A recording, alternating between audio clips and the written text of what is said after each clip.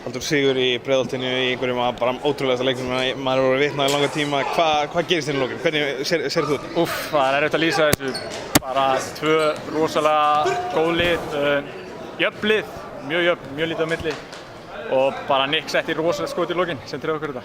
Það var búið að vera svolítið skrítinn leikur, svolítið mikið villuvandræði þannig að menn voru svona takturinn var skrítinn en síðan dettur allt onni í lokin. Já, þetta var búið að vera helvítið þurrt í langan tíma, við vorum ekki búin að setja nein skot. Ég held að við vorum komnir einhverjum 6 yfir og 3 eftir.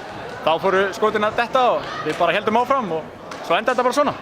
Stuðningsmenn alltaf beggja liða og hérna í Breiðholti eru virkilega háværir og skemmtilegir og það var hiti í þessum leik, var þetta ekki skemmtilegur leikur? Jú, geðveikt að vera inn á bara alltaf gaman að koma í hellinn, alltaf brjáluð stemming, bara mjög gaman og mjög sætt að ná þessum sigri.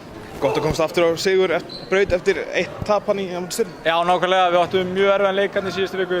Við ákveðum bara að hætta þessum mann, fókusa á þennan og það bara gekk svona vel. Bara í lokin Kinn Rodsvort með þennan hræring hérna í lokin, hvað er að gerast? Það er bara barbecue chicken, hann er að mella sósuna.